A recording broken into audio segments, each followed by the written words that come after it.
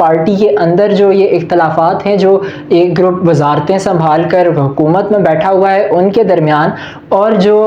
حکومت میں نہ ہوتے ہوئے جو کہ بے شک اسمبلی میں موجود ہیں لیکن حکومت کا حصہ نہیں ہے، ان کی جانب ان کے درمیان ایک اختلاف دیکھنے کو مل رہا ہے کہ کرنل وقار نور سمیت جو دیگر ہیں وہ ہمیں حکومت کی پالیسیز کو اور حکومت کے فیصلوں کو ڈیفینڈ کرتے نظر آتے ہیں، جبکہ نون لیگ کے جو دیگر رہنما ہیں وہ یہ بھی ان میں سے کچھ یہ کہتے ہیں کہ ان کا الیکٹ ہونا آئندہ مشکل ہوگا، جبکہ کچھ کی جانب سے یہ کہا جاتا ہے کہ الیکشنز جو ہیں وہ قبل از وقت اکتوبر 2025 میں کرا دیے جائیں۔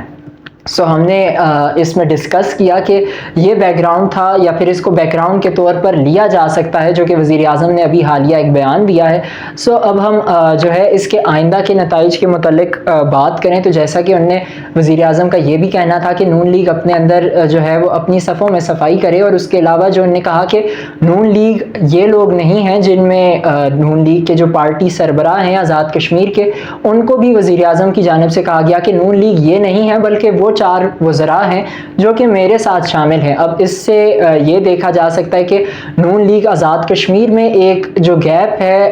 جو ود ان منسٹرز اور نان منسٹرز کے درمیان، ان کے درمیان ایک گیپ جو ہے وہ مزید بڑھ سکتا ہے وزیر اعظم کے اس بیان کی وجہ سے، چونکہ اگر حکومتی مشینری میں ہوتے ہوئے جو نون لیگ کے رہنما ہیں، وہ جو وزراء ہیں، وہ اگر اس بیان کو ڈیفینڈ کرتے ہیں تو پھر